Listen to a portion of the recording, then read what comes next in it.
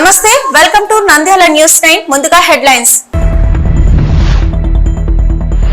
నంద్యాల కోర్టులో డిసెంబర్ 14వ తేదీన నిర్వహించే జాతీయ మెగా లోక్ అదాలత్ను విజయవంతం చేయండి.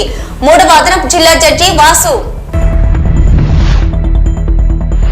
మహానంది క్షేత్రంలో తాజా వివాదం చోటు. వేద పండితుడు హనుమంతును బూతులతో తిట్టి దురుసుగా ప్రవర్తించారు దాత మార్కెట్ ప్రసాద్. నంద్యాల పట్టణంలో లైసెన్స్ లేకుండా ఆటో నడుపుతున్న డ్రైవర్లకు భారీ జరిమానం. Traffic CI Mallikarjuna Gupta. Belt షాపులు నిర్వహిస్తే కఠిన చర్యలు. బెల్ట్ షాపులపై 42 కేసులు నమోదు.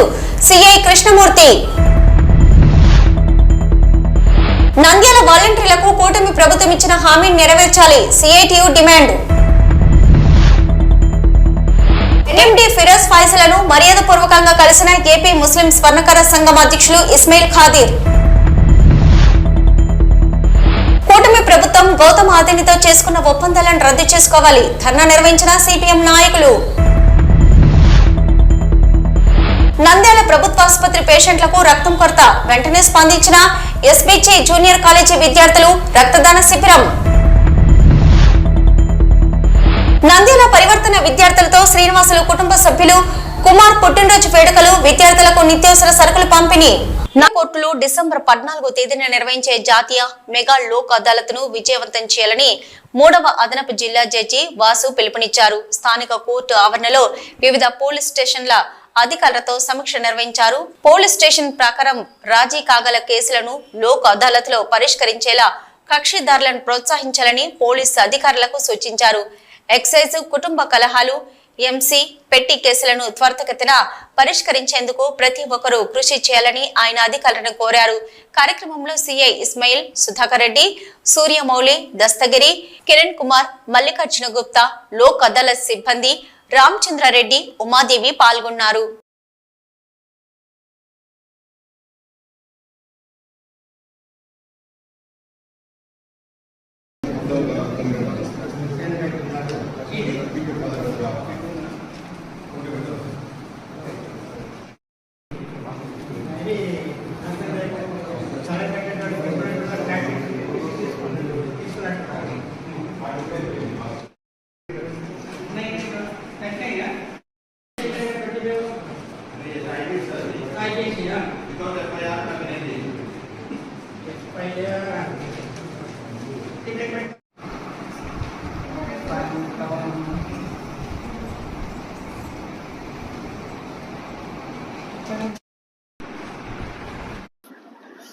సుప్రీంకోర్టు వారి ఆదేశాల మేరకు మరియు హైకోర్టు వారి ఆదేశాల మేరకు ఈరోజు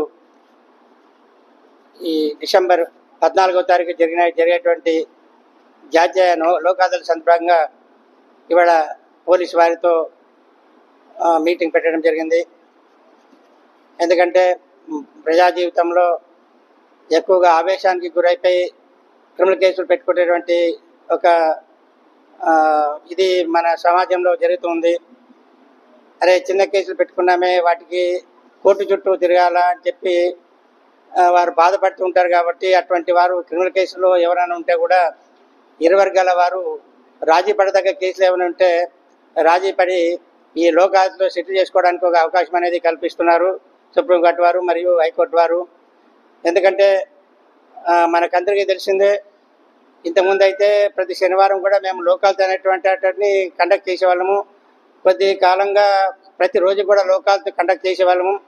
అయితే ఇప్పుడు సుప్రీంకోర్టు వారు 3 నెలలకు ఒకసారి ఈ లోక్ అదాలత్ అనే ప్రక్రియను ఏర్పాటు చేశారు. సో అందువల్ల ఆ సందర్భంగా ఈ యొక్క పోలీస్ మీటింగ్ చేయడం జరిగింది. అందులో మహానంది క్షేత్రంలో తాజా వివాదం చోటు చేసుకుంది. కార్తీక పౌర్ణమి రోజున జిల్లా కలెక్టర్ రాజకుమారి పర్యటన అనంతరం వేద పండితుడు హనుమంతును బూతుల్లో తిట్టి దురుసుగా ప్రవర్తించారు. దాత మార్కెట్ ప్రసాద్ ఆయన కూరగాయల విరాళాన్ని నిలిపివేయడంతో ప్రత్యామ్నాయ ఏర్పాట్లు చేసుకున్నారు. ఆలయ అధికారులు మహానంది క్షేత్రంలో నిర్వహిస్తున్న నిత్యాన్న దానానికి కూరగాయలను విరాళంగా 20 ఏళ్లుగా అందజేస్తున్నారు. నంద్యాలకు చెందిన వ్యాపారి మార్కెట్ ప్రసాద్ అరుణాచలం, శ్రీకాళహస్తి క్షేత్రాలకు కూడా ఆయన కూరగాయలను అందజేస్తున్నారు.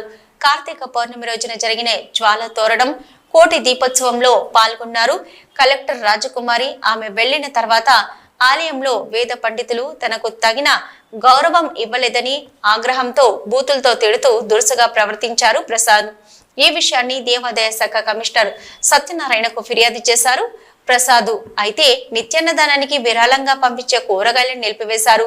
కమిషనర్ సత్యనారాయణకు వివరణ ఇస్తూ ప్రసాద్ ప్రవర్తనను వివరించారు. బాధితుడు హనుమంత స్వామి ఏదో పండితుడు హనుమంతుని పట్ల అసభ్యంగా ప్రవర్తించిన ప్రసాద్ వద్ద కూరగాయలను తీసుకోవద్దని ఆదేశించారు కమిషనర్ సత్యనారాయణ. ఈ మేరకు ప్రత్యామ్నాయ దాతలను ఏర్పాటు చేసి నిత్యాన్నదానాన్ని కొనసాగిస్తున్నారు అధికారులు.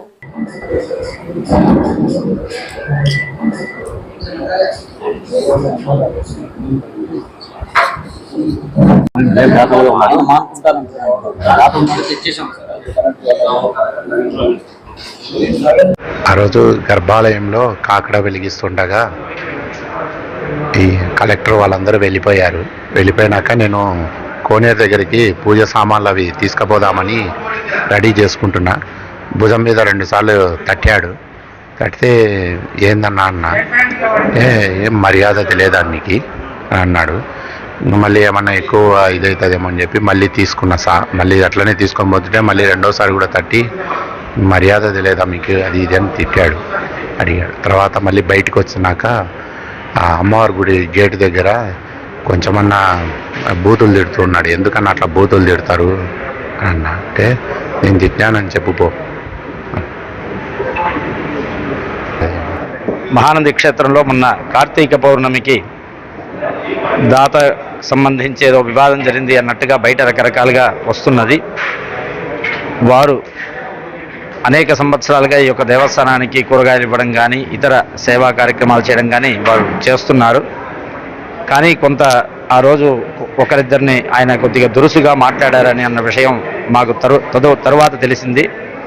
అయినప్పటికీ మేము గమ్మనే ఉన్నాం. మేమేమి ఎటువంటి ప్రతిచర్యలు ఏమీ చేయలేదు, మా అంతకు మేము ఉన్నాము. అయితే వారు మా పై ఉన్నతాధికారికి కంప్లైంట్ చేయడం అనేటువంటిది జరిగింది. దాంతో మేము కూడా మా ఉన్నతాధికారికి జరిగినటువంటి విషయాన్ని మేము చెప్పుకోవడం జరిగింది. కాబట్టి ఈ జరిగినటువంటి అర్చకులకి సంబంధించినటువంటి పండితులకి సంబంధించినటువంటి పౌర్ణమి రోజు జరిగినటువంటి సంఘటన గురించి ఆ రోజు నుంచి కూడా వారు కూరగాయలు ఇవ్వను చెప్పేసి మా అధికారికి కానీ ఇతర స్టాఫ్కి కానీ ఫోన్ ద్వారా వారు అనేక పర్యాయాలు చెప్పడం, ఇప్పటి వరకు కూడా కూరగాయలు కూడా పంపించకపోవడంతో మేము వేరే దాతను చూసుకోవడం అనేటువంటిది జరిగింది. ఆ యొక్క దాత ఈ రోజు నుంచి కూడా వారు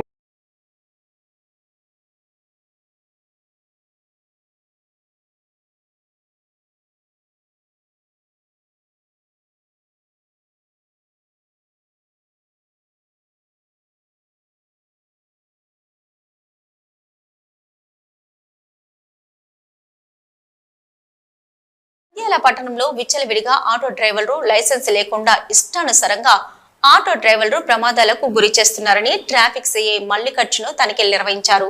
స్థానిక నంద్యాల పట్టణంలో ఆటో డ్రైవర్లకు అవగాహన కలిగిస్తూ ప్రతి ఆటో డ్రైవర్ కి లైసెన్స్ తప్పనిసరిగా ఉండాలని, అదేవిధంగా ప్రతి ఆటోకి పోలీస్ గుర్తింపు కార్డు నెంబర్ ఇవ్వడం జరుగుతుందని, పట్టణంలో వాహనం తిరగాలంటే తప్పనిసరిగా గుర్తింపు కార్డు నెంబర్ కలిగి ఉండాలని పట్టణంలో ఆటో నడుపుతున్న డ్రైవర్లకు లైసెన్సులు తనిఖీలు చేశారు. కానీ చాలా మందికి లైసెన్స్ లేకపోవడంతో వారికి జరిమానా వేయడం జరిగింది.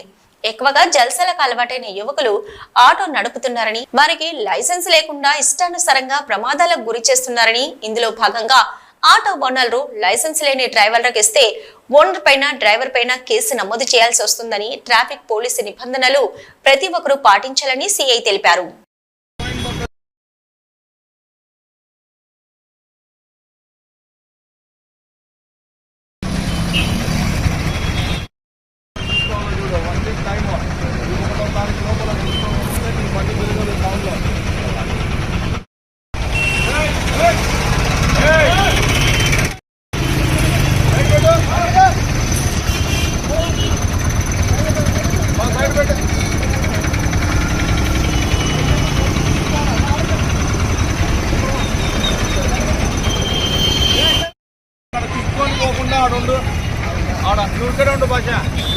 డ్రైవింగ్ లైసెన్స్ ఉంటే చెక్ చేయండి. వెంకటేశ్వర్లో డ్రైవింగ్ లైసెన్స్ ఉంటే చెక్ చేసి వాళ్ళకు ట్రాఫిక్ నెంబర్ తీసుకోమని చెప్పు. డ్రైవింగ్ లైసెన్స్ లేకపోతే నాకు చెప్పండి. అది ట్రాఫిక్ నెంబర్ వేసుకోవాలను అర్థమైందా? చెప్తున్నా, నువ్వు కోయలకుంటలో తీసుకో, నా దగ్గరికి రావద్దు.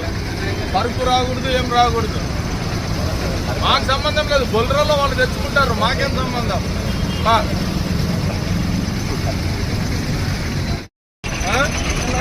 నెంబర్ ఏది? ఎవరు తెలుస్తుంది?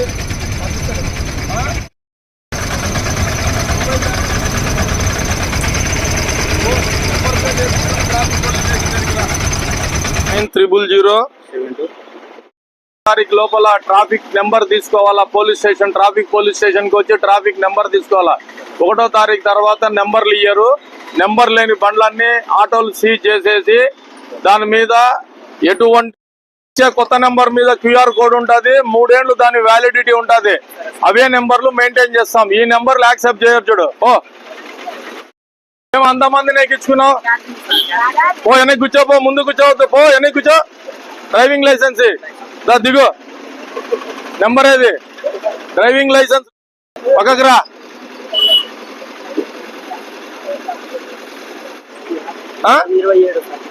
మీ నాన్న లైసెన్స్ తీసుకొని బండి కొనాలా. వయసు ఎంత? నంద్యాల టౌన్ లో ఈ రోజు ఆటోల మీద స్పెషల్ డ్రైవ్ చేయడం జరుగుతుంది. సుమారుగా మేము 1 నెల నుంచి చెప్తా ఉన్నాం, ఆటో డ్రైవర్లంతా లైసెన్స్ అవి పెట్టుకోవాలని. ఆ లైసెన్సులు చెక్ చేస్తున్నాము. అదే విధంగా ట్రాఫిక్ పోలీస్ స్టేషన్కి వచ్చి బండి రికార్డ్స్ అంతా సబ్మిట్ చేసి బండికి ట్రాఫిక్ పోలీస్ స్టేషన్ నెంబర్ తీసుకోవాలా. ఆ నెంబర్ 3 ఇయర్స్ వ్యాలిడిటీ ఉంటుంది. దాని మీద క్యూఆర్ కోడ్ ఉంటుంది. ఆ క్యూఆర్ కోడ్ స్కాన్ చేస్తే మీ డేటా అంతా వస్తుంది.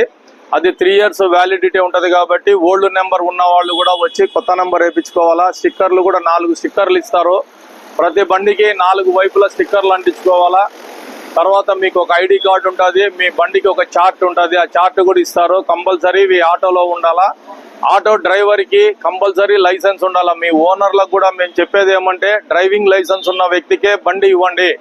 డ్రైవింగ్ లైసెన్స్ లేని వ్యక్తికి బండి ఇస్తే ఏదన్నా ప్రమాదం జరిగిందనుకోండి, మీరు ఎటువంటి ఇన్సూరెన్సులు కానీ ఇవి కానీ క్లెయిమ్ కావు, ఇబ్బంది అవుతుంది. తర్వాత ఓనర్ నష్టపోతాడు. మీకు వచ్చే కొద్దిగా లాభం కోసము, డైలీ వచ్చే 200-300 కోసము మీరు అనవసరంగా చిక్కుల్లో పడి డ్రైవింగ్ లైసెన్స్ లేని వ్యక్తికి మీరు బండి ఇస్తే ఇబ్బందులు పడతారు. అలాగే బండి నంద్యాల ఎక్సైజ్ స్టేషన్ పరిధిలో విస్తృతంగా బెల్ట్ షాపులపై దాడులు నిర్వహించడం జరుగుతుందని నంద్యాల ప్రొహిబిషన్ ఎక్సైజ్ శాఖ స్టేషన్ సిఐ కృష్ణమూర్తి తెలిపారు. శుక్రవారం సాయంత్రం ఎక్సైజ్ శాఖలో ఏర్పాటు చేసిన విలేకరుల సమావేశంలో ఆయన మాట్లాడుతూ, విస్తృతంగా దాడులు నిర్వహించగా 42 బెల్ట్ షాపులపై కేసులు నమోదు చేశామని, 150 లీటర్ల మద్యం పట్టుకున్నట్లు తెలిపారు. అలాగే 200 బాటిళ్లను సీజ్ చేశామని, 10 మంది పైన బైండవర్ కేసులు నమోదు చేసినట్లు ఆయన పేర్కొన్నారు. టౌన్ లోని కల్లు డిపోలో దుకాణాలలో శాంపిల్స్ స్వీకరించి కర్నూలు రీజనల్ ల్యాబొరేటరీకి పంపమన్నారు. మద్యం షాపులు ఉదయం 10 గంటల నుంచి రాత్రి 10 గంటల వరకు, అలాగే బార్లు 10 గంటల నుంచి రాత్రి 11 గంటల వరకు నిర్వహించుకోవాలని తెలిపారు. బ్రాందీ షాపుల పక్కన మద్యం సేవించడం చేస్తే చట్టం ప్రకారం చర్యలు తీసుకుంటామన్నారు. పల్లెల్లో బెల్ట్ షాపుల గురించి పార్టీల నాయకుల ఒత్తిళ్లు వస్తున్నాయని, వస్తున్న పుకార్లలో వాస్తవం లేదన్నారు. బెల్ట్ షాపులు నిర్వహిస్తే చర్యలు తప్పవని ఆయన హెచ్చరించారు. ఇక పదే బెల్ట్ షాప్ నిర్వహిస్తూ కేసుల్లో ఉన్న వారిపైన పీడీ యాక్ట్ అమలు చేస్తామని ఆయన హెచ్చరించారు. నమస్కారం అండి, నా పేరు G Krishnamurthy, provision excise inspector, provision excise station Nandyal. ఈ విలేకరుల సమావేశం ముఖ్య ఉద్దేశము, గత కొత్త మద్యం షాపు పాలసీ 2024-2026 సంవత్సరానికి సంబంధించి దాదాపు 2 monthsగా వస్తుంది. దీనికి సంబంధించి నాకు 5 మండలాలు ఉన్నాయి. 5 మండలాల్లో 24 షాపులు ఉన్నాయి. టౌన్లో 15 బార్లు ఉన్నాయి. దీనికి సంబంధించి మేము బెల్ట్ షాపుల మీద గత నెలన్నర నుండి విస్తృతంగా దాడులు చేశాము. దానికి సంబంధించిన కేసులు కూడా నమోదు చేయడం జరిగింది. అదేవిధంగా నాటు సారాయి తయారు చేసే బట్టీలు స్థావరాల మీద కూడా దాడులు చేశాము, ఊట నశింపజేశాము. తర్వాత నాటు సారాయి వ్యక్తుల మీద కూడా అరెస్ట్ చేసి నాటు సారాయి కూడా సీజ్ చేయడం జరిగింది. అదేవిధంగా బైండ్ ఓవర్ కేసులు కూడా నమోదు చేశాము. బైండ్ ఓవర్ కేసులు కూడా నాటు సరాయిలో పాత ముద్దాయిలు, బెల్ట్ షాపులు అమ్మే పాత ముద్దాయిలు, వాళ్ళ మీద కూడా మేము కేసులు నమోదు చేసి తహసీల్దార్ల ఎదుట హాజరుపరచడం జరిగింది. అదేవిధంగా నాటు సారాయి తయారు చేయడానికి ఉపయోగించే ముడిసరుకైన బెల్లము, చక్కెర ఇలాంటి సప్లై జరగకుండా ఉండాలని ట్రేడర్స్తో కూడా, జాగరీ సెల్లర్స్తో కూడా, ట్రేడర్స్తో కూడా మీటింగ్ ఏర్పాటు చేయడం జరిగింది. వాళ్ళు కూడా ఈ విషయం తెలియజేయడం జరిగింది. కాబట్టి బెల్ట్ షాపుల విషయంలో ఎలాంటి రాజీ లేదు, తప్పకుండా కఠినమైన చర్యలు తీసుకుంటాం. మేము బెల్ట్ షాపులు ఎక్కడ నిర్వహించినా వాటిని మేము వదిలేది లేదు. కాబట్టి దయచేసి మాకు సమాచారం ఇవ్వండి. మేము బెల్ట్ షాపులకు సంబంధించి దాదాపు 40 కేసులు నమోదు చేశాము, 40 మందిని అరెస్ట్ చేశాము. అదేవిధంగా దాదాపు 758 బాటిల్ను సీజ్ చేయడం జరిగింది. దాని విలువ సుమారు దాదాపు 2 లక్షల వరకు ఉంటుంది. అదేవిధంగా నాటు సారాయికి సంబంధించి 13 కేసులు నమోదు చేసి 13 మందిని అరెస్ట్ చేయడం జరిగింది. అదేవిధంగా ఎక్కడైతే రిపీటెడ్గా బెల్ట్ షాపులు నిర్వహిస్తే, కేసులు పెట్టినప్పుడు రిపట్టిస్తే వాళ్ళని గుర్తించి బైండ్ ఓవర్ కేసులు కూడా నమోదు చేయడం జరిగింది. వాళ్ళని కూడా తహసీల్దార్ ఎదుట హాజరుపరిచాము. మళ్ళీ ఎవరైనా బైండ్ ఓవర్ కేసు చేసిన తర్వాత కూడా మళ్ళీ అమ్మితే వాళ్ళని ఖచ్చితంగా మళ్ళీ దొరికితే మాత్రము బైండ్ ఓవర్ బ్రీచ్ అవుతుంది, తహసీల్దార్ ఎదుట హాజరుపరుస్తాము. అప్పుడు తహసీల్దార్ గారు ₹1,00,000 వాళ్ళకి ఫైన్ వేయడం జరుగుతుంది. అటు వాళ్ళు ఫైన్ కట్టకునేటల్లా జైలు పంపడం జరుగుతుంది. దాంట్లో బెయిల్ ఇవ్వడానికి అవకాశం ఉండదు. కాబట్టి బెల్ట్ షాపులకు సంబంధించి ఎవరైనా ఎక్కడైనా అమ్మితే మాకు సమాచారం ఇవ్వండి, తప్పకుండా మేము చర్యలు తీసుకుంటాము. గడివేముల, పాణ్యము, మహానంది, బండాత్మకూరు, నంద్యాల రూరల్, నంద్యాల మున్సిపాలిటీకి సంబంధించి ఎక్కడైనా మాకు సమాచారం ఇవ్వండి, తప్పకుండా చర్యలు తీసుకుంటాము. అదేవిధంగా మద్యం షాపులకు సంబంధించి ఖచ్చితంగా సమయపాలన పాటించాలని వారికి తెలియజేయడం జరిగింది. అక్కడ ఏదైనా సమయపాలన ఉదయం 10 గంటల నుండి రాత్రి 10 గంటల వరకు మాత్రమే మద్యం షాపులు ఓపెన్ చేసి అమ్మాలి. మద్యం షాపుల పక్కన ఎలాంటి పరిస్థితుల్లో మద్యం తాపించరాదు. అలాంటి మద్యం తాపిస్తే తప్పకుండా చర్యలు తీసుకుంటాము. కన్సర్న్ షాపుల మీద కూడా చట్టపరమైన చర్యలు తీసుకుంటాము. అక్కడ మద్యం తాపిస్తే పక్కన ఎట్టి పరిస్థితుల్లో మద్యము అమ్మకాలని ప్రోత్సహించాం మద్యం షాపుల పక్కన. అదేవిధంగా బార్ లైసెన్సీదారులు కూడా తెలియజేయడం జరిగింది. బార్ టైమింగ్స్ ప్రకారము ఉదయం 10 నుండి రాత్రి 11 గంటల వరకు మాత్రమే బార్లు రన్ చేయాలి. ఆ తర్వాత ఓపెన్ చేస్తే తప్పకుండా చర్యలు తీసుకుంటాము. వాళ్ళ రూల్స్ ప్రకారమే వాళ్ళు కూడా వ్యాపారం చేసుకోవాలి. కాబట్టి ఈ విషయంలో ఖచ్చితంగా ఎలాంటి సమాచారం అయినా మాకు అందించండి. అదేవిధంగా బెల్ట్ షాపులకు సంబంధించి కొన్ని పుకార్లు రావడం జరిగింది. రాజకీయ నాయకులు ఏదో మాకు ప్రెజర్ చేశారని, రాజకీయ నాయకులు చెప్పారని, రాజకీయ నాయకుల వల్ల మేము వాళ్ళకి పర్మిషన్ ఇచ్చినామనే పుకార్లు నమ్మొద్దండి. మేము ఎవరికి పర్మిషన్ ఇవ్వలేదు. బెల్ట్ షాపులకు సంబంధించి మాకు ఏ పొలిటికల్ లీడర్ ఎవరు కూడా మాకు ఫోన్ చేయలేదు. మేము బెల్ట్ షాప్ పెట్టుకుంటాడు వీడు అని, బెల్ట్ షాపులు పట్టుకుంటే వదలండి అని కానీ, ఏ ఎమ్మెల్యే కానీ, మండల స్థాయి రాజకీయ నాయకులు కానీ, గ్రామ స్థాయి రాజకీయ నాయకులు కానీ మాకు ఎవరు ఫోన్ చేయలేదు. అలాంటి రాజకీయ ఒత్తిళ్ళు ఏమీ లేవు. కాబట్టి దయచేసి ఈ పుకార్లను ఎవరు నమ్మొద్దు. అదేవిధంగా ఇంకొక ముఖ్యమైన విషయము, షాప్ పక్కన వాటర్ ప్యాకెట్లు పెట్టుకుని మేము సిట్టింగ్ చేస్తాము, అమ్ముతాము, డబ్బులు మేము ఇంత కడుతున్నాము, డబ్బులు వీళ్ళు అడిగారు, బ్రాండ్ షాప్ వాళ్ళు అడిగారు, మేము డబ్బులు ఇచ్చుకుంటాము అనే పుకార్లను ఎట్టి పరిస్థితులు నమ్మొద్దండి. లైసెన్స్దారులకు ఖచ్చితంగా తెలియజేసాము. వాళ్ళు కూడా మేము అలాంటి అగ్రిమెంట్స్ ఏం చేసుకోలేదు సార్, మేము ఎవరికి డబ్బులు తీసుకోలేదు, వాళ్ళకి మేము అలౌ చేయలేదు అన్నారు. కాబట్టి బ్రాండ్ షాప్ పక్కన ఎట్టి పరిస్థితుల్లోనూ మంత్రులందరినీ తిరిగి విధుల్లోకి తీసుకోవాలని, కూటమి ప్రభుత్వం ఇచ్చిన 10,000 రూపాయల వేతనం హామీని నిలబెట్టుకోవాలని మంత్రి అసెంబ్లీలో చేసిన ప్రకటనను ఉపసంహరించుకోవాలని కోరుతూ జిల్లా కలెక్టర్ కార్యాలయం ముందు సిఐటియు ఆధ్వర్యంలో ధర్నా చేసి అనంతరం డిఆర్ఓ రాము నాయక్ గారికి సమస్యలతో కూడిన వినతి పత్రం అందించడం జరిగింది. కార్యక్రమంలో సిఐటియు జిల్లా అధ్యక్షులు వి యేసురత్నం, సిఐటియు జిల్లా కార్యదర్శులు లక్ష్మణ్, బాల వెంకట్, సిఐటియు జిల్లా నాయకులు మధుశేఖర్లతో పాటు ఇక వాలంటీర్లు సుధాకర్, భాగ్యలక్ష్మి, స్వరాజ్యలక్ష్మిల వీరితో పాటు మరో 30 మంది వాలంటీర్లు నిరసనలో పాల్గొనడం జరిగింది. అనంతరం సిఐటియు జిల్లా అధ్యక్షులు వి యేసురత్నం, సిఐటియు జిల్లా కార్యదర్శులు డి లక్ష్మణ్, వెన్నబాల వెంకట్లు మాట్లాడుతూ గ్రామ వార్డు వాలంటీర్స్ ఉపాధిని కాపాడాలని కోరుతున్నాం. బకాయి వేతనాలు చెల్లించాలని, 10,000 వేతనం హామీ నెరవేర్చాలని, వాలంటీర్ల విధి విధానాలు ప్రకటించాలని, బలవంతంగా రాజీనామా చేయించిన వారిని తిరిగి విధుల్లోకి తీసుకోవాలని రాష్ట్ర ప్రభుత్వానికి విజ్ఞప్తి చేస్తున్నాం. డిగ్రీ చదివిన వారు కూడా వాలంటీర్లుగా రాష్ట్రంలో పనిచేస్తున్నారు. కేవలం 5,000 గౌరవ వేతనానికి 5 ఏళ్లుగా పనిచేయడానికి లక్షలాది మంది సిద్ధపడ్డారంటే నిరుద్యోగ సమస్య ఏ స్థాయిలో ఉన్నదో ప్రభుత్వం అర్థం చేసుకోవాలని కోరుతున్నాం. గత కల్పిస్తామని చెప్పి ఆ రోజు ఎన్నికల హామీలో మరి పాదయాత్ర సందర్భంగా ప్రస్తుత ప్రభుత్వం వాలంటీర్లకు 10,000 వేతనం చెల్లిస్తామని ఎన్నికలకు ముందు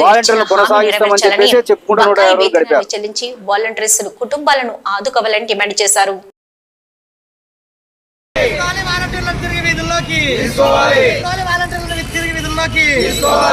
ప్రభుత్వం ఇచ్చిన హామీ మేరకు 10,000 వేతనం, ప్రభుత్వం ఇచ్చిన హామీ మేరకు 10,000 వేతనం, వాలంటీర్ల ఐక్యత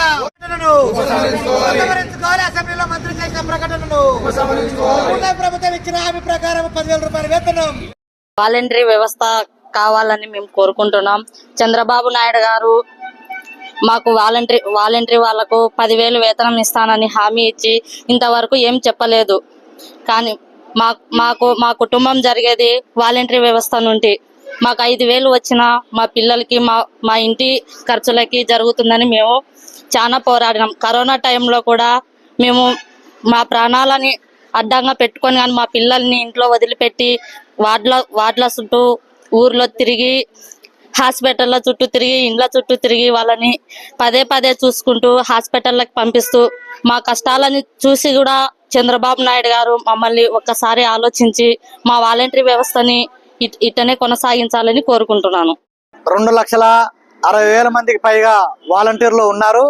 అందులో దాదాపు 80% మంది మహిళలుగానే పనిచేస్తున్నారు. నిజంగా రాష్ట్ర ప్రభుత్వం అధికారంలోకి రాకముందుకు వాలంటీర్లను గత ప్రభుత్వము సరైనటువంటి వేతనాలు ఇవ్వక వాళ్ళ శ్రమనంతా దోచుకున్నారు. మా ప్రభుత్వం వస్తే ఖచ్చితంగా వాళ్లకు సముచిత స్థానం కల్పించి 10,000 రూపాయల గౌరవ వేతనం ఇచ్చి చేస్తామని చెప్పేసి హామీ ఇచ్చినటువంటి చంద్రబాబు నాయుడు గారు, పవన్ కళ్యాణ్ గారు ఈరోజు రోజుకొక మాట, పూటకొక మాట మాట్లాడుతూ నిజంగా కూటమి ప్రభుత్వం అధికారంలోకి వస్తే మంచి జరుగుతుందని చెప్పేసినటువంటి ఆలోచన చేసి వాలంటీర్లు మహిళలు కూడా పెద్ద ఎత్తున ఓట్లు వేసినారు. అయితే అధికారంలోకి వచ్చిన తర్వాత ప్లేట్ ఫిరాయించి వాలంటీర్ల జీవితాలను ఏం తేల్చుకోలేక, ఏ రకమైనటువంటి హామీని నెరవేర్చుకోలేక ఈరోజు అయోమయంలో పడేటువంటి పరిస్థితి. నిన్న అసెంబ్లీలో నిస్సిగ్గుగా వాలంటీర్లు లేరు, మేము చెల్లించలేము అనేటువంటి దానిపైన వాలంటీర్లు చాలా నిరాశ చెందారు. కానీ నిన్న అసెంబ్లీలో మంత్రి గారు జగన్మోహన్ రెడ్డి గారే వాలంటీర్ల యొక్క వ్యవస్థ యొక్క జీవోను రెన్యువల్ చేయలేదు కాబట్టి దాని గురించి మాట్లాడేటువంటి పరిస్థితి లేదని చెప్పేసి ఈరోజు ప్రభుత్వం ఈ రాష్ట్రంలో ఉన్నటువంటి వాలంటీర్లందరినీ మోసం చేసినటువంటి సంఘటన రాష్ట్ర వ్యాప్తంగా ప్రజలు చూశారు. ఎంచేతనంటే వాలంటీర్ వ్యవస్థ మేము కూడా కొనసాగిస్తాం, మా అజెండాలో ఉంది, మేము ఖచ్చితంగా నెరవేరుస్తాం, మేము 10,000 జీతం ఇస్తాం అనేటువంటి ముఖ్యమంత్రి అసెంబ్లీ సాక్షిగా ఒక మంత్రి వాలంటీర్ వ్యవస్థ పైన మాట్లాడుతూ ఉంటే దానిపైన ఖండన కానీ లేకపోతే హామీ కానీ ఇవ్వకుండా ఈరోజు రాష్ట్ర వ్యాప్తంగా ఉన్నటువంటి వాలంటీర్లను అవమానం చేసినట్టుగా ఈరోజు మేము సిఐటిగా ఈ ప్రభుత్వాన్ని చెప్తున్నాం. నిజంగా వార్డులలో ప్రజలకు సేవ చేస్తున్నటువంటిది వాలంటీర్లే. ఖచ్చితంగా వాలంటీర్లను బలోపేతం చేస్తామన్నటువంటి ప్రభుత్వం ఈరోజు వాలంటీర్లకు ఉద్యోగ భద్రత కల్పించడంలో కానీ, అట్లాగే వాళ్ళకు వేతనాలు పెంచి 10,000 రూపాయలు ఇస్తామని చెప్పి ఇవ్వడంలో కానీ పూర్తిగా మోసం చేసింది. ఈ రాష్ట్రంలో దాదాపు 2 లక్షల మంది వాలంటీర్లు ముంచింది ప్రభుత్వం. ఇప్పటికైనా కళ్ళు తెరిచి ఏదైతే ఎన్నికల ముందు హామీ ఇచ్చావో వాలంటీర్లకు హామీలు నెరవేర్చకపోతే రాష్ట్ర వ్యాప్తంగా ఉన్నటువంటి వాలంటీర్లు అందరినీ కలుపుకొని పెద్ద ఎత్తున ఆందోళన చేస్తామని చెప్పేసి హెచ్చరిస్తా ఉన్నాం. తెలుగుదేశం పార్టీ కార్యాలయంలో తెలుగుదేశం పార్టీ యువ నాయకుడు ఎన్ఎండి ఫిరోజ్ ఫయాజ్లను మర్యాదపూర్వకంగా కలిసిన ఏపీ ముస్లిం స్వర్ణకార సంఘం అధ్యక్షులు ఇస్మాయిల్ ఖాదీర్, నంద్యాల జిల్లా కన్వీనర్ హజీ అమీర్ బాషా, గౌరవ సలహాదారులు ఉస్మాన్ కలీం, సెక్రటరీ అహ్మద్ బాషా, కోశాధికారి యాకూబ్ మరియు నసరుల్లా మహమ్మద్ మర్యాదపూర్వకంగా కలిశారు. అనంతరం ముస్లిం స్వర్ణకారులు సమస్యలను పరిష్కరించాలని, స్వర్ణకారులకు ఏ విధంగా ప్రభుత్వం నుంచి పథకాలు వస్తాయో అదే విధంగా ముస్లిం స్వర్ణకారులకు కూడా వచ్చే విధంగా కృషి చేయాలని వారికి వినతి పత్రం అందజేశారు. ఈ సందర్భంగా ఏపీ స్వర్ణకార సంఘం అధ్యక్షులు ఇస్మాయిల్ ఖాదిర్ మాట్లాడుతూ ముస్లిం స్వర్ణకారులు సమస్యలతో ఇబ్బందులు పడుతున్నారని, వారి సమస్యలు మంత్రి ఫారూక్ దృష్టికి తీసుకెళ్లాలని ఫిరోజ్ కి సమస్యలు వివరిస్తూ వినతి పత్రం అందజేయడం జరిగిందని తెలిపారు.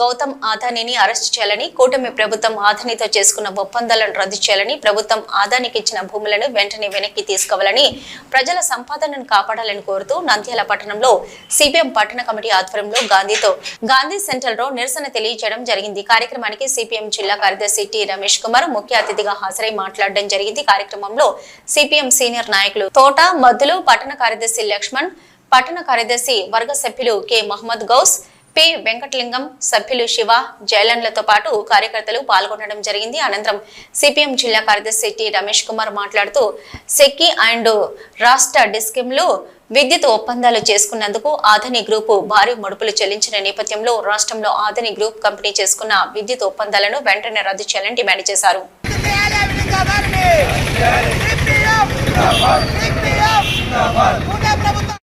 వ్యాప్తంగా సిపిఎం పార్టీ రాష్ట్ర కమిటీ పిలుపు మేరకు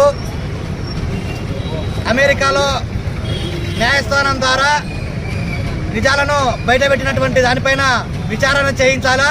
ఎందుకంటే ఒకప్పుడు నరేంద్ర మోడీ గుజరాత్ రాష్ట్ర ముఖ్యమంత్రిగా ఉన్నప్పుడు ఆయన అదానీ అనేటువంటి ఆయన ఒక చిన్న పెట్టుబడిదారిగా ఉండి గుజరాత్ నుంచి ప్రధానిగా నరేంద్ర మోడీ వచ్చిన తర్వాత దేశం పైన అదానిని ఎక్కడ పడితే అక్కడ దోచుకోండి, వేల కోట్లు లక్షల కోట్లు సంపాదించుకోండి అని చెప్పేసి రాష్ట్రాలనంతా దారాదత్తం చేసే విధంగా మోడీ ప్రభుత్వం అనుసరిస్తుంది. ఈరోజు అమెరికా ప్రభుత్వము, అమెరికా న్యాయస్థానము మోడీకి అదానికి ఉన్నటువంటి సంబంధాన్ని కూడా బట్టబయలు చేసింది. ముఖ్యంగా సెకి సంస్థ నుండి రాష్ట్ర ప్రభుత్వము డిస్కంలకు విద్యుత్ డిస్కంలను కొనుగోలు చేయడం కోసము, పెట్టడం కోసము ప్రతి రాష్ట్రానికి దాదాపుగా 5 రాష్ట్రాలకు పైగా పెడుతున్నారు. ఆయనకు ఆ రాష్ట్రంలో గతంలో చేసినటువంటి ముఖ్యమంత్రులకు, మంత్రులకు అయితేనేమి పెద్ద పెద్ద వాళ్ళందరికీ కూడా ముడుపులు చెల్లించి రాష్ట్రంలో విద్యుత్ కొనుగోలు పెద్ద ఎత్తున చేసుకోండి, మేము ధరలు పెంచుతాము, అవన్నీ ప్రజలపైన వేయండి అని చెప్పేసి చెప్పడం ద్వారా భారీ ముడుపులు అందాయని చెప్పేసి అమెరికా ఈరోజు కేసు పెట్టింది. దానిపైన పెట్టుబడులు తీసుకొని మరి భారతదేశంలో ఉన్నటువంటి కొన్ని రాష్ట్ర ప్రభుత్వాలకు దాదాపు 2029 కోట్ల రూపాయలు లంచాలు ఇవ్వజూపి ఆయన ప్రాజెక్టు ఆ రకంగా పెట్టాడు. అందులో భాగంగా మన ఆంధ్రప్రదేశ్లో జగన్ ప్రభుత్వం ఉన్నటువంటి సమయంలో దాదాపుగా 1700 కోట్ల రూపాయలు ప్రభుత్వానికి లంచాలు ఇచ్చి ఆ రకంగా ఈ రాష్ట్రంలో విద్యుత్ ప్లాంట్లు ఏర్పాటు చేసుకున్నాడు.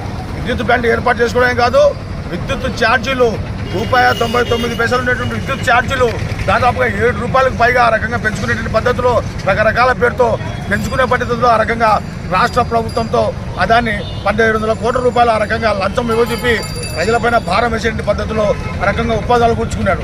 మరి ఆనాటి ప్రభుత్వం కూడా ఈరోజు 1700 కోట్ల రూపాయలకు ఆశపడి ప్రజలపైన పెద్ద ఎత్తున భారాలు మోపినారు. ఈరోజు ప్రజలపైన ట్రూ ఆఫ్ ఛార్జెస్ పేరు మీద 17,000 కోట్ల రూపాయల భారం మోపే విషయంలో కావచ్చు, మరి భవిష్యత్తులో స్మార్ట్ మీటర్లు పెడతా ఉన్నారు. ఈ స్మార్ట్ మీటర్ ఖరీదు, ఒక్కొక్క స్మార్ట్ మీటర్ ఖరీదు 13,000 రూపాయలు. ఈ 13,000 రూపాయలకు ఆ రకంగా ప్రతి ఒక్క స్మార్ట్ మీటర్ ఇంటి పైన ఆ రకంగా వేస్తూ ఉన్నారు. స్మార్ట్ మీటర్ల పేరుతో రోజుకు 2 సార్లుగా ఎక్కువ వాడేటువంటి కరెంటుకు ఒకసారి, తక్కువ వాడే కరెంటుకు మామూలు ఛార్జీల పేరు మీద 2 సార్లు ఆ రకంగా ఛార్జీలు వసూలు చేసి ఈ ప్రభుత్వము స్మార్ట్ మీటర్ల పేరుతో ట్రూ ఆఫ్ ఛార్జీల పేరుతో 25 సంవత్సరాల కాలంలో 1,10,000 కోట్లు ఉన్నటువంటి తెలుగుదేశం ప్రభుత్వం కూడా దాని గురించి ఏం మాట్లాడడం లేదు. పరిశీలించి తర్వాత మాట్లాడతామని చెప్తున్నాను. ఎందుకంటే నంద్యాల ప్రభుత్వ ఆసుపత్రి పేషెంట్లకు రక్తం కొరత ఉందని తెలిసిన వెంటనే స్పందించిన ఎస్పీజీ జూనియర్ కాలేజీ విద్యార్థులు స్వచ్ఛందంగా రక్తదాన శిబిరం ఏర్పాటు చేసినట్లు తెలిపిన ప్రిన్సిపల్ దివాకర్ స్థానిక నంద్యాల పట్టణంలోని SPG high school junior college విద్యార్థులు స్వచ్ఛందంగా రక్తదాన శిబిరాన్ని ప్రిన్సిపల్ దివాకర్ ప్రారంభించారని ఈ సందర్భంగా ప్రిన్సిపల్ దివాకర్ మాట్లాడుతూ నంద్యాల ప్రభుత్వ ఆసుపత్రిలో రక్తం కొరత ఉందని ఇక తెలపడంతో వెంటనే మానవతా దృక్పథంతో విద్యార్థులు స్వచ్ఛందంగా రక్తదాన శిబిరం ఏర్పాటు చేసి విద్యార్థులు రక్తదానం చేయడం జరిగిందని రక్తదానం చేయండి ప్రాణదాతలు కండి అంటూ పదానికి నిదర్శనంగా మా విద్యార్థులను ప్రభుత్వ ఆసుపత్రిలో ఎంతో మంది పేద రోగులు వస్తుంటారని గర్భిణీ స్త్రీలు యాక్సిడెంట్లో కేసులు అనారోగ్యంతో బాధపడుతుంటారు వీరు కూడా వస్తుంటారని తెలిపారు. వారి కోసం ఉచితంగా ఇవ్వడం జరుగుతుందని కానీ బ్లడ్ బ్యాంకులో రక్తం కొరత ఉందని తెలపడంతో వెంటనే మా విద్యార్థులు స్పందించి రక్తదానం చేయడం జరిగిందని అలాగే విద్యార్థులు స్ఫూర్తిగా తీసుకుని యువత ముందుకొచ్చి రక్తదానం చేయాలని తెలిపారు. అనంతరం విద్యార్థులను అభినందించారు.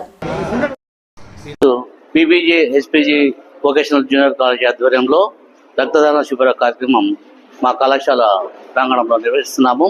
మరి ఈ రక్తదాన శిబిర కార్యక్రమానికి గవర్నమెంట్ హాస్పిటల్ నుంచి వాళ్ళ స్టాఫ్ అంతా కూడా ఎంతో సహకరిస్తున్నారు. వాళ్ళు అడిగిన తక్షణమే మేము మా విద్యార్థులను అడిగినప్పుడు దాదాపుగా ఎస్పీజీ జూనియర్ కాలేజ్ నుంచి 30 మంది విద్యార్థులు వాళ్ళు రక్తం దానం చేయడానికి ముందుకు వచ్చినారు. అలాగే సునీత వొకేషనల్ కాలేజ్ నుంచి 10 మంది విద్యార్థులు, అలాగే మధు నర్సింగ్ కాలేజ్ నుంచి ఒక 10 మంది విద్యార్థులు మరి రక్తం వాళ్ళకు డొనేట్ చేయడానికి ముందుకు వచ్చినందుకు వారికి ప్రత్యేక ధన్యవాదాలు తెలుపుకుంటూ నిజంగా పిల్లలకు కూడా మేము చెప్పినప్పుడు వాళ్ళు కూడా ఇన్స్పైర్ అయినారు. ఎందుకంటే వీళ్ళు ఇచ్చే రక్తము ప్రాణ పరిస్థితిలో ఉన్న వాళ్ళు ఎంతో మందికి ఉపయోగపడుతుందనే ఉద్దేశంతో వాళ్ళు కూడా స్పందించి వెంటనే వాళ్ళ రక్తం దానం చేయడానికి ముందుకు వచ్చినందుకు మా విద్యార్థులను ప్రత్యేకంగా అభినందిస్తూ వారికి ప్రత్యేక ధన్యవాదాలు తెలుపుకుంటున్నాను. కాలేజీలో రక్తదాన శిబిరం ఏర్పాటు చేయడం జరిగింది. మొన్న మేమందరం అనుకున్నాము, కానీ విద్యార్థులందరూ కూడా చాలా బాగా సహకరించినారు. ఈ కార్యక్రమం విజయవంతంగా జరగడానికి వాళ్ళు తమ వంతు కృషి చేసినారు. వారు ఇంకా భావితరాలకు కూడా ఇదే విధంగా ఆదర్శంగా ఉండాలని కోరుకుంటూ అనేక మంది పేషెంట్లకు కూడా వీళ్ళు సహకారాన్ని అందిస్తున్నారు. మరియు గవర్నమెంట్ హాస్పిటల్ నుంచి సుజాత మేడము వాళ్ళ బృందం అంతా వచ్చినారు. మా కళాశాల ప్రిన్సిపల్ అయినటువంటి దివాకర్ సార్ గారు మరియు స్టాఫ్ మెంబర్స్ అందరూ కూడా సహకరించి ఈ కార్యక్రమం విజయవంతంగా జరగడానికి మరి ముఖ్యంగా విద్యార్థులందరూ కూడా సహకరించినందుకు వారందరికీ ధన్యవాదాలు తెలుపుతున్నాను. ఈరోజు బీబీజే ఎస్పీజీ వొకేషనల్ కళాశాల నందు ప్రిన్సిపల్ దివాకర్ సార్ గారి ఆధ్వర్యంలో దగ్గర 50 మంది విద్యార్థులు రక్తదానం ఇవ్వడం జరుగుతుంది. ఏదైతే ప్రభుత్వ ఆసుపత్రిలో రక్త నిధి కొరత, అదేవిధంగా ప్రాణాపాయ స్థితిలో ఉన్న వాళ్లకు ఒకరికి బ్లడ్ ఇస్తేనే మరిగి తిరిగి వాళ్ళకు బ్లడ్ ఇవ్వగలుగుతున్నాము. యువతలో ఈరోజు చాలా చైతన్యం వచ్చి విద్యార్థుల్లో చైతన్యం వచ్చి ముందుకు వచ్చి ఈ విధంగా ఇవ్వడం అనేది చాలా సంతోషకరమైన విషయము. ఇదే విధంగా ఏదైతే ఈ యొక్క రక్తదానానికి సహకరించినటువంటి బీబీజే ఎస్పీజీ జూనియర్ కళాశాల ప్రిన్సిపల్ గారికి, అదేవిధంగా సునీత వొకేషనల్ ప్రిన్సిపల్ గారికి, అదేవిధంగా మధు నర్సింగ్ ప్రిన్సిపాల్ గారికి మేము ప్రత్యేకమైన ధన్యవాదాలు తెలుపుతా ఉన్నాము. అదేవిధంగా యువత చైతన్యం తీసుకుని ఇటువంటి కార్యక్రమాలు చేస్తేనే రేపటి సమాజంలో దీనికంటూ ఒక గుర్తింపు ఉంటుందని చెప్పి మేము తెలియజేస్తా ఉన్నాం. ప్రకాశం జిల్లా గిద్దలూరు నియోజకవర్గం రాచల్ర మండలం ఆకబేడు గ్రామం పడకండ్ల శ్రీనివాసులు పడకండ్ల రంగలక్ష్మి దంపతుల కుమారుడు ఆర్మీ ఎంప్లాయ్ అయినటువంటి శివ వెంకటేష్ పుట్టినరోజు సందర్భంగా ఈరోజు నంద్యాల ఎస్ఆర్బీసీ పక్కన ఉన్న పరివర్తన లైఫ్ సెంటర్లోని పిల్లలతో తన స్నేహితులతో కలిసి సంతోషంగా కేక్ కట్ చేసి అనంతరం పిల్లల పోషణకు నిత్యావసర సరుకులు ఇవ్వడం జరిగింది. ఈ సందర్భంగా మదర్ యూత్ అసోసియేషన్ అధ్యక్షుడు డి మురళి, సభ్యుడు హుసేన్ మళ్ళీ మాట్లాడుతూ శివ వెంకటేష్ కు పుట్టినరోజు శుభాకాంక్షలు తెలుపుతూ చాలా దూర ప్రాంతాల నుంచి నంద్యాల పరివర్తన లైఫ్ సెంటర్ కు వచ్చి పిల్లల పోషణకు నిత్యావసర సరుకులు అందించినందుకు వారికి కృతజ్ఞతలు తెలియజేశారు. కార్యక్రమంలో శివ వెంకటేష్ ఫ్రెండ్స్ సన్నీ, రవీంద్ర, రజనీకాంత్ పాల్గొన్నారు. పిల్లల తరపున కృతజ్ఞతలు తెలుపుకుంటున్నాము.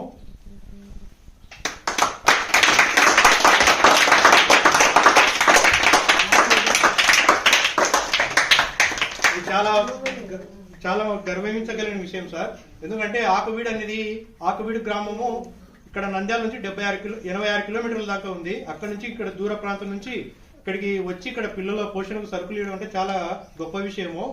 ఇలాంటి మంచి మనసు కలిగినటువంటి ఆర్మీలో జాబ్ చేస్తున్న శివగారికి పుట్టినరోజు శుభాకాంక్షలు తెలియజేస్తూ మీరు ఇలాంటి పుట్టినరోజు వేడుకలు మరి ఎన్నో జరుపుకోవాలని, మీరు ఆయు ఆరోగ్యాలతో మంచిగా ఉండాలని దేవుని ప్రార్థిస్తున్నాము. మీరు ఇలాగే పుట్టినరోజు జరుపుకోవాలి సార్. మన ఇండియాకు మీరు ఎంతో సేవ చేస్తున్నారు. ఆ సేవతో పాటు పిల్లలు కూడా సేవ చేస్తున్నారు. మీ యొక్క సేవను ఎప్పటికీ ఎప్పటికీ మర్చిపోలేం సార్.